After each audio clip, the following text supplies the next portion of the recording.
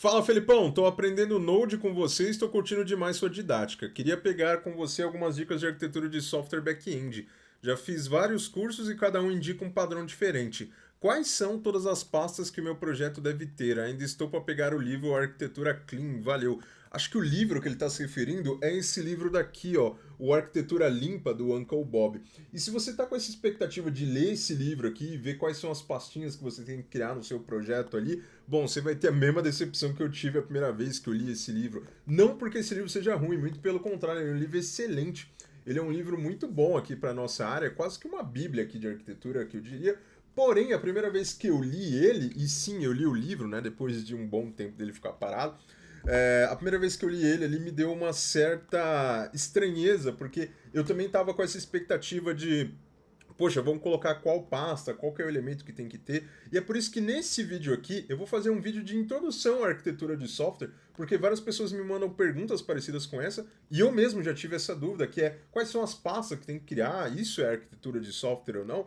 Bom, nesse vídeo aqui você vai entender o que é arquitetura de software e você vai entender por que a arquitetura de software não pode ser resumida em criar pastinhas. Você vai ver que isso é muito mais uma consequência do que de fato é a arquitetura de software em si. Mas vamos lá. Bom, eu separei esse comentário aqui porque me mandaram na minha DM do LinkedIn, mas como eu não sei se a pessoa queria ou não, eu deixei censurada, tá? Então eu não pedi permissão, só saí gravando o vídeo. Agora, caso você reconheça que foi o seu comentário, pode deixar aqui nos comentários. Mas vamos lá, por onde a gente começa? Primeira coisa, você precisa entender o que é arquitetura em si. Antes de definir o que é arquitetura de software, vamos dar uma olhada no dicionário o que é arquitetura. Já vim aqui no Google, coloquei em significado de arquitetura e ele trouxe algumas definições aqui pra gente. Vamos levar lá pro nosso mapinha. Vamos ler junto aqui para você conseguir entender de fato aqui o que isso significa. Vamos lá, arquitetura. Qual que é o primeiro significado dele? A arte técnica de organizar espaços e criar ambientes para abrigar diversos tipos de atividades, né? Aqui no caso é arquitetura geral, por isso ele fala atividades humanas, visando essas coisas. Mas aqui já tem um primeiro indício. Olha só, a arte de organizar e criar espaços. Então eu vou colocar aqui, ó, organizar e criar espaços. Isso aqui é o primeiro ponto de definição que a gente tem aqui sobre arquitetura. Vamos ver a segunda coisa que a gente tem aqui, ó.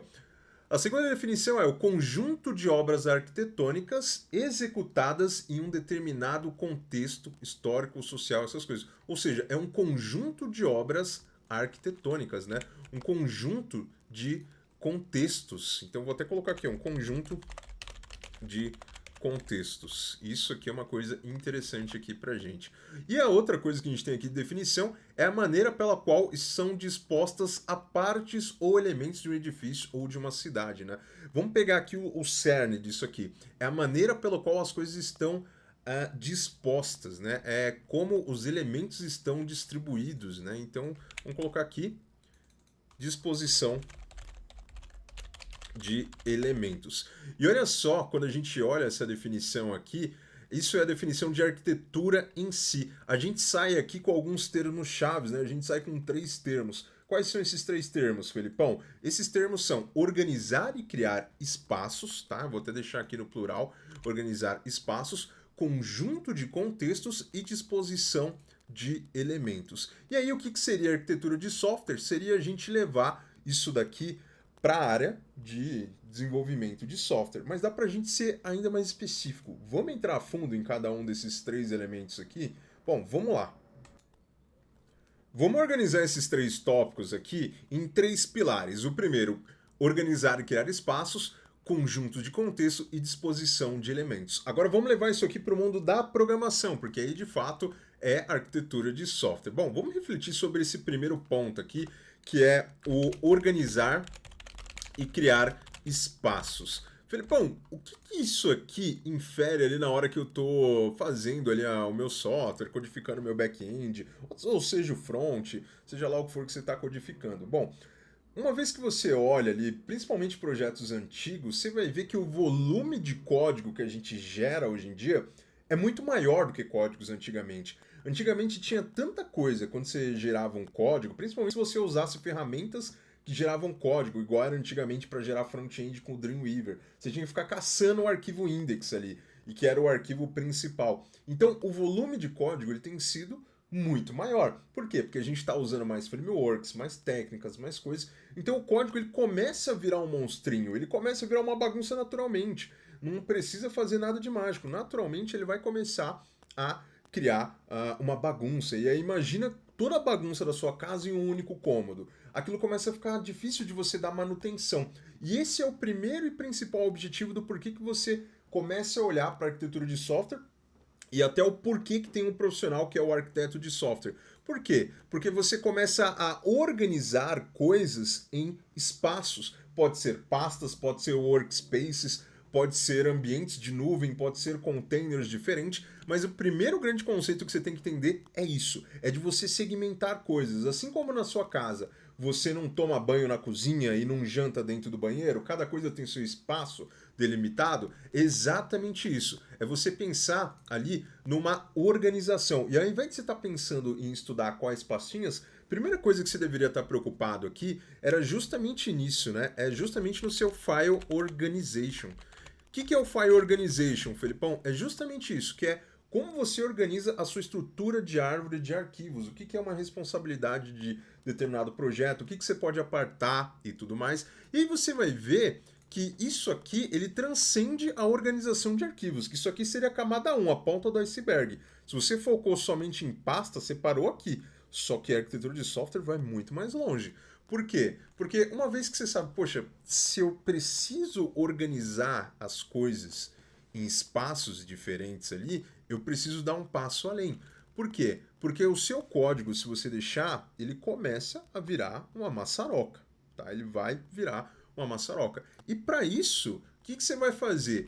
Para que as coisas elas não fiquem todas juntas, você vai ter aqui o seu segundo pilar aqui, e aí vamos colocar até aqui dentro, né, do nosso segundo pilar, que é o conjunto de contextos. O que seria o conjunto de contextos? Ao invés de você deixar todo o seu código ali numa coisa só, você começa a separar ele por responsabilidades. E aí você começa a cair em coisas mais específicas. Então, ao invés de você deixar ali no seu back-end ali uma camada ali que ela vai lidar tanto com receber os dados do usuário, quanto os conectar com o banco de dados, quanto fazer outras coisas, você começa a pensar de uma maneira mais organizada, você começa a organizar as coisas em contexto. Felipão, não entendi. Olha uma livraria. Se você vai numa livraria, os livros eles não estão dispostos de maneira aleatória. Eles têm um contexto. Já reparou nisso? Os livros de ficção científica, eles ficam numa prateleira específica. Os livros de infantil, eles ficam em outra prateleira. É uma livraria onde tem todos os livros, mas eles estão separados por contextos. Ou seja, eles estão no mesmo ambiente, pensa como se fosse na sua casa. Então eles estão no mesmo ambiente, no mesmo móvel ali, nas mesmas quatro paredes, mas dentro dessas quatro paredes eles estão organizados ali em contextos. E aí você começa a estudar algumas coisas, como por exemplo ali Solid, né? Então você vai começar a ver ali, por exemplo, o Single Responsibility, que é a primeira coisa que você vai ver geralmente quando você acaba caindo nesse mundo aqui de uma maneira mais aprofundada, que é o S do Solid, que é o quê? É você ter arquivos que ele tem ali responsabilidade única. Ao invés de você ter aquela classe gigantesca ou aquele arquivo, se estiver estruturado no modelo funcional, em vez de ter aquele arquivo que faz tudo, né? Eu sei que todo mundo tem aquela classe úteis, né? Ou aquele arquivo úteis que faz tudo no projeto, mas ao invés de você ter tudo isso, por que você não separa? Por que você não tem um arquivo só ali de bloco de código que manipula arquivos, outro só que lida com responsabilidade de se conectar com o banco? Então você começa a ter que estudar coisa mais específica. Aí você vai cair no Solid. E aí você vai começar a ver que às vezes não basta só você separar aquilo ou falar, você vai quebrar em funções menores. Você vai ver que alguns códigos, você fala, poxa, Felipão, a função ela vai ficar muito grande. Não tem como eu organizar isso aqui de maneira separada. Só que você vai ver, aquilo no fim do dia, ele começa a ter o que a gente chama de alto nível de acoplamento. O que seria o alto nível de acoplamento? Naquela função, ela já tem ali uma parte que liga com o banco, já tem uma parte dela ali que retorna um JSON, de repente, ali tudo no controller, muitas vezes. Então você começa a ter tudo junto, né? Então é como se você tivesse um mecanismo só que faz tudo. E aí você começa a ver que esse negócio de tenta criar funções mais curtas, ele não é tão simples assim. Você começa a ver que seu código ele tem uma dependência muito grande. E aí você cai para estudar o quê? Você vai cair aqui para estudar, ainda nesse contexto aqui de criar conjunto de contextos, você vai estudar o desacoplamento. Acoplamento. Que é justamente o quê? É justamente você diminuir a dependência do seu código de uma função da outra. Porque se você não faz o desacoplamento, você não vai passar dessa fase aqui, que é justamente essa fase de você conseguir dividir o seu código em contextos, tá? Então, o que seria dividir o seu código em contexto? Ao invés de você ter uma função que ela tem ali a responsabilidade de receber os dados do usuário, fazer a regra de negócio, se conectar com o banco e depois retornar com o usuário, você vai ver que você vai ter ali 4 funções. E você vê que se você deixar as 4 funções no mesmo lugar, não vai fazer sentido. Então, imagina esse processo, né? Então, imagina um processo onde você intercepta dados do usuário, aí você vai lá, se conecta com o banco, né? Então, se conecta com o banco, aplica regras de negócio, e aí você devolve para o usuário. Mesmo que você comece a desacoplar isso aqui, se você deixar tudo na mesma pasta ou deixar jogado, vai ficar cada vez mais difícil de você dar manutenção, porque você vai ter isso aqui em vários cenários. Então o que você começa a fazer? Aí você começa a aplicar de fato ali os contextos, né? Você vai fazer o quê? Você vai falar, poxa, tudo que lida com interceptação de entrada do usuário, eu vou fazer o quê? Eu vou deixar dentro de uma outra área. Que área que é essa aí? Isso aqui, de repente, eu vou deixar numa área ali que geralmente a gente chama de controller, tá? Agora, como se conecta com o banco? Poxa, eu preciso me conectar com o banco ali. Ao invés de deixar tudo aqui dentro da controller, você pode colocar isso aqui em outro lugar. Você pode colocar isso aqui numa outra camada, como por exemplo, ali é comum você ter o DAO, que é o Data Access Object, ou então você tem uma camada que algumas pessoas colocam lá de database, né? Você pode dar um nome que você quiser. Obviamente, existem uma coisa ali que são nomes convenções. E aí entra outra coisa que vai lá para a primeira caixinha. Olha como as coisas elas vão se conectando. Por quê? Porque na prática você pode dar o nome que você quiser. Você pode chamar essa pasta de Joãozinho. Só que quem vai entender o que está dentro daquela pasta? Somente você. E é aí que você cai para estudar mais uma coisa aqui, que é o quê? São convenções de linguagem. Tá? O que seriam convenções de linguagem? Toda linguagem de programação, você vai ver que elas têm alguns padrões e convenções adotados pela comunidade. Ou seja, toda vez que alguém de VB, eu vou dar alguns exemplos antigos, de VB ia lidar com algum tipo de variável inteira, o pessoal colocava i de integer e ia lá. Agora, se você falar para o pessoal de Ruby, poxa, toda vez que eu vou acessar o banco, eu preciso organizar isso aqui num contexto, né? Vou organizar, seja numa pasta ou conjunto de subpastas ali. O que aquela pessoa vai falar? Ah, você vai criar uma pasta com esse padrão. Se você perguntar para o pessoal do .NET, o pessoal vai te falar um outro padrão. Então isso é o quê? É um padrão universal que todas as pessoas elas acabam fazendo. Então isso são convenções e não existe uma única regra de convenção, tá? Uma convenção é o quê? É alguma coisa que eu e você entenda. Se eu e você determinar que isso aqui é uma caneta, eu e você temos que olhar o olho aqui e saber que isso é uma caneta. E se vier uma pessoa nova, tem que entender que isso aqui é uma caneta também. Então, isso é uma convenção. São basicamente ali nomes e padrões que a comunidade adota. Eu recomendo você olhar o seu. Então, por exemplo, o pessoal do Java tem algumas convenções, como por exemplo lá no nome do pacote, você coloca lá o nome do endereço ao contrário, né? Isso é uma convenção que serve para o Java. Se você for para o mundo do Node, a gente não usa essas convenções. Então, é interessante você ver também as convenções da sua linguagem. E aí, começa a cair em outras coisas, né? Então, você vai ver que quanto mais convenções você vai adotando e mais códigos você vai escrevendo ali, você vai ver que você vai precisar separar isso aqui em mais contextos. Então é comum, por exemplo, essa parte aqui de aplicar regras de negócio, você tem uma outra camada. Algumas empresas, por exemplo, chamam de services, tá? Eu já vi alguns lugares ali que colocam isso aqui chamando de logic também, mas isso é o quê? É um padrão que o pessoal daquela empresa vai adotar e todo mundo vai entender. No final do dia, uma boa arquitetura ela tem um único objetivo: ser fácil de dar manutenção mesmo que chegue uma pessoa nova. Ou seja, qualquer pessoa que, mesmo que não tenha mexido naquela ferramenta, ela consiga olhar e entender ali como dar manutenção. É igual um prédio. O que a gente espera quando a gente ergue um prédio? Que ele não caia, né, Felipão? Então o que você precisa? Você precisa ter uma base bem fundamentada ali, e para todo mundo que construir ali em cima, vai saber, ó, tem que seguir esses padrões aqui, ó.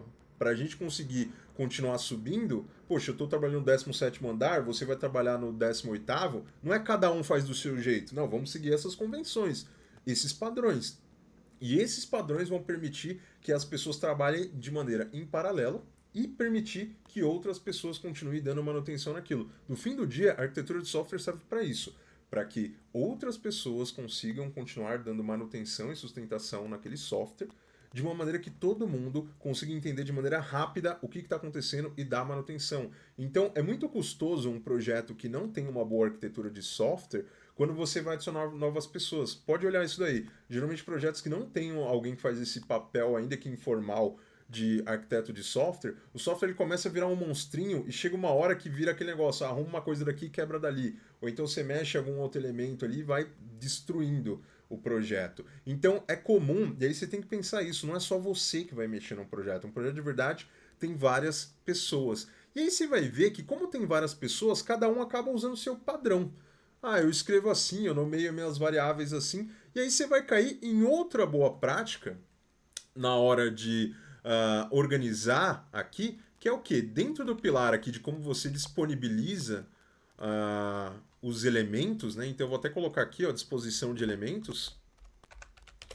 Vamos colocar aqui, ó, disposição de elementos. O que é a disposição de elementos? É como aquilo se apresenta para você. Como que uma coisa que eu estou consumindo, que foi outro dev que fez, se apresenta para mim. Se cada um programa do seu jeito, ferrou.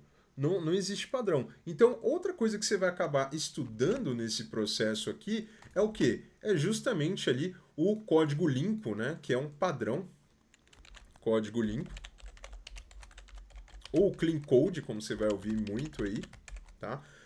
Por quê? Porque isso aqui vai te permitir tirar a sua identidade pessoal do seu código para ser uma coisa que qualquer pessoa olharia e falar, pô, isso aqui faz parte desse projeto. Por quê? Quando você imprime muito da sua personalidade, e pode parecer estranho falando assim, mas quando você imprime muito da sua personalidade, você acaba criando um código que só você sabe o que é. Às vezes, quando você volta um tempo depois, só Deus sabe, nem você sabe mais. Agora, quando você segue esses padrões de boas práticas aqui de código limpo, por exemplo, aí você já começa a entender ali que você não pode imprimir muito da sua personalidade. Qualquer pessoa tem que continuar aquele código que você está fazendo, assim como você tem que ir ali continuar aquele código, né? Então, isso aqui, inclusive, tem até um livro, né, de código limpo, né, e convenções. E aí você vai ver que vai chegar um momento que isso aqui ainda vai continuar se complicando. E aí você vai ver o quê? Você vai ver que além de desacoplar o projeto, você vai ver que algumas vezes algumas coisas do projeto que você desenvolveu e outra pessoa desenvolveu, talvez elas não se comuniquem tão bem. Por quê? Porque vocês fizeram pensando de maneiras diferentes. E aí, para isso, existe um outro termo que são os design patterns, que seria basicamente ali padrões de desenvolvimento, tá? Então seriam os padrões de desenvolvimento aqui. O que seriam os padrões de desenvolvimento? Seriam maneiras de você interpretar como aquilo vai ser consumido e até mesmo fazer as coisas conectarem. Existem diversos design patterns e eles geralmente são padrões de codificação para problemas comuns ali, ou situações comuns. Então você vai ter design patterns bem comum, como por exemplo o factory. E aí quando você vê uma pasta de factories ali no seu projeto, é porque de fato precisou ali ter algumas coisas ali que eles juntam outras coisas que você desacoplou. Você vai ver que uma vez que você faz do desacoplamento, vai chegar um momento que você vai precisar criar alguma coisa, uma instância com tudo acoplado, porque você vai precisar utilizar aquele conjunto. Então imagina um sanduíche. Você separou tudo em contextos. Ah, aqui está o pão, aqui está a salada, essas coisas. Tá, mas agora eu preciso do sanduíche. Então você vai ter que ter alguma camada que de alguma maneira vai construir um sanduíche. E aí você tem, por exemplo, o design pattern do factory. Você tem, por exemplo, o design pattern do singleton. Em vez de todo mundo ficar criando uma conexão diferente com o banco de dados, vamos trazer uma instância e só se aquela instância morrer, a gente cria outra. Então você tem esses padrões para quê? para que, mesmo que cada um crie um bloco do projeto, tudo se converse, tudo tem um padrão. E o melhor de você seguir o Design Pattern é porque ele é um padrão global, assim, tá? Isso é a coisa mais importante de você entender. É um código que qualquer pessoa que está desenvolvendo e seguindo essas boas práticas, independente de onde está do mundo, consiga seguir. E aí você vai ver que estudando esses design patterns aí, você vai ver que nem todos os desenvolvimentos eles vão precisar do mesmo nível de arquitetura.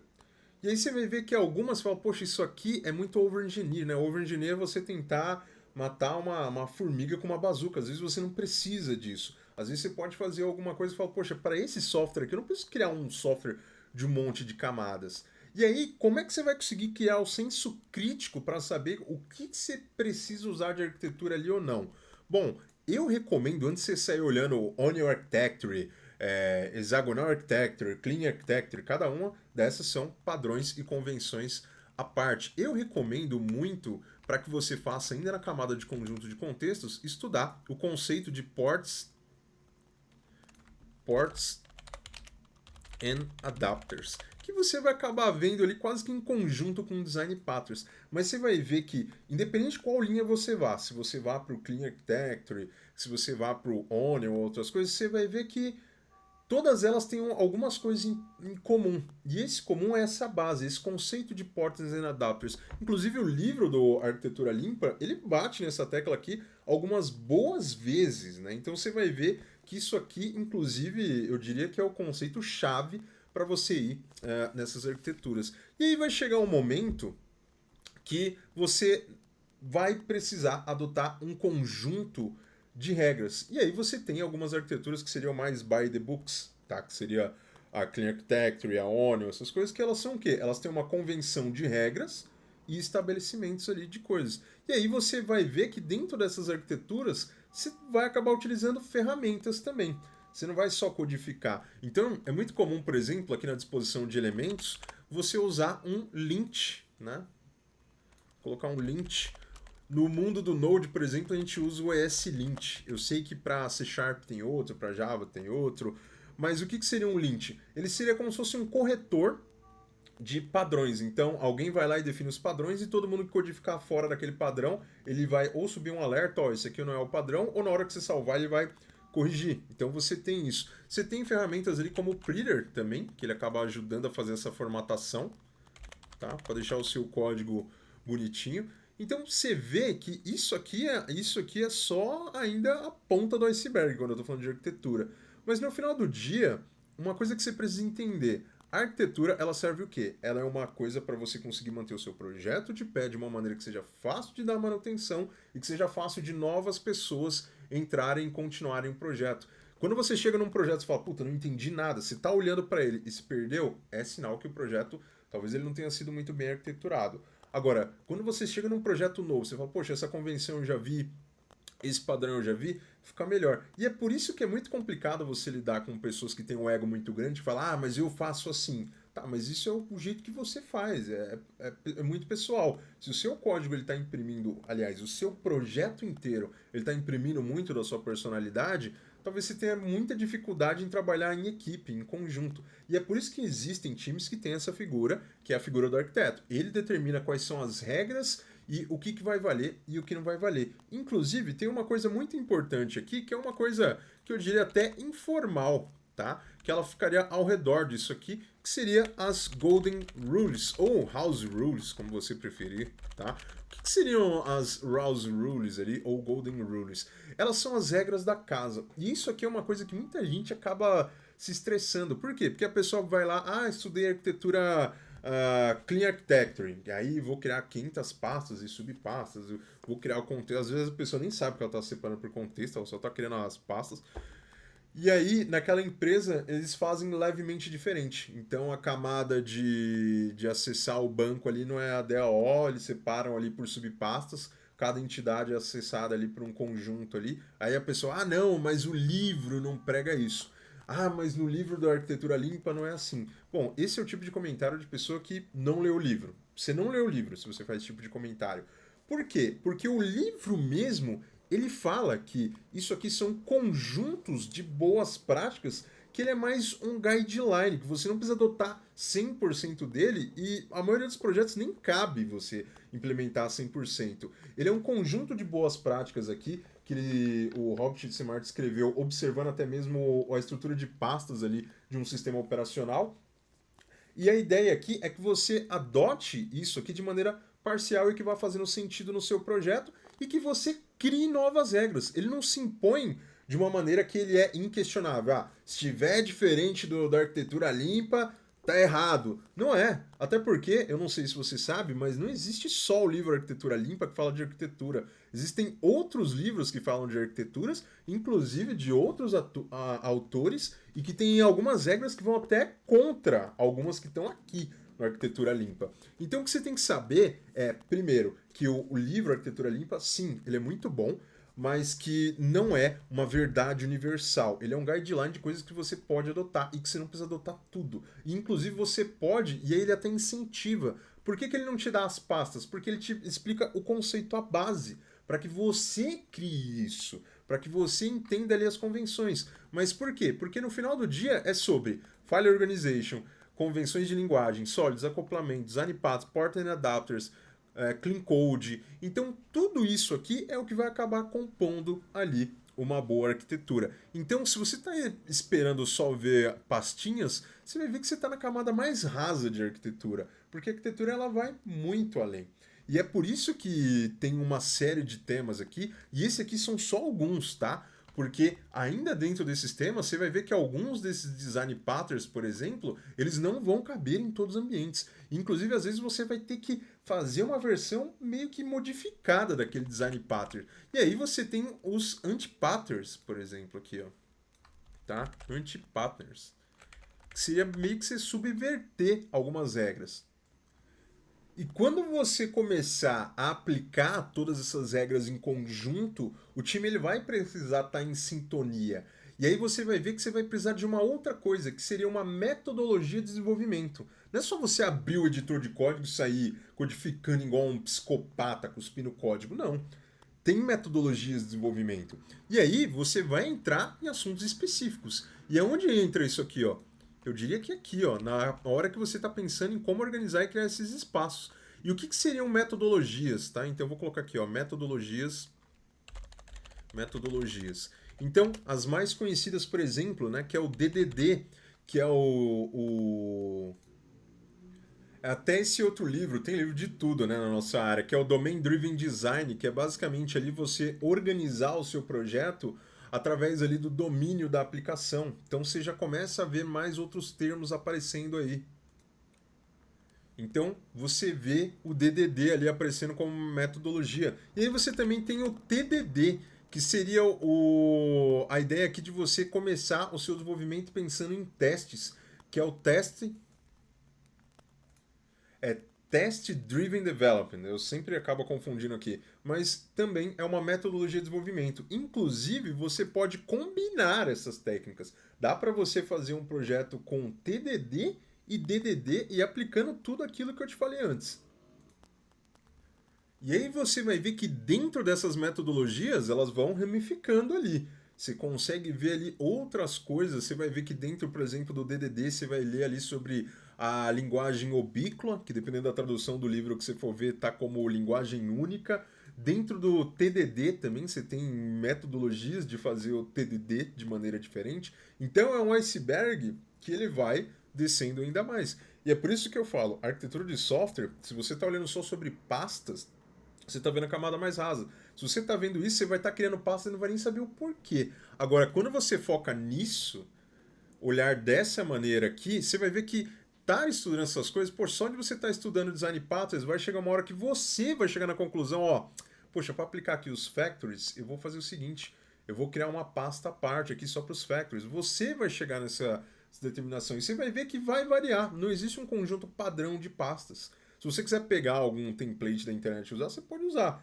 Mas muitas vezes o problema desses templates é que você acaba utilizando um template que ele é um template que eu digo monstro, colossal, e o seu software, a sua ferramenta, às vezes não precisa daquilo. Você vai fazer um endpoint ali de middleware e aí você vai colocar tudo de Clean Architecture. Às vezes você nem precisa de todas as boas práticas. E é por isso que Não é um problema você fugir, por exemplo, de alguma regra da arquitetura limpa, não é como se você estivesse cometendo uma heresia, e é por isso que a arquitetura de software vai além de criações de pastinha. Inclusive, coloca aqui, né, o que mais que você colocaria aqui para enriquecer essa lista aqui, coloca aqui nos comentários para a gente transformar esse conteúdo em algo ainda mais rico, e eu pretendo trazer conteúdo de todos esses temas e muito mais coisa aqui que não deu para colocar nesse vídeo aqui que já está extenso, mas eu pretendo continuar trazendo vídeos, até mesmo vídeos práticos desses temas para a gente conseguir evoluir junto. Eu sou o Felipão, né? E obrigado.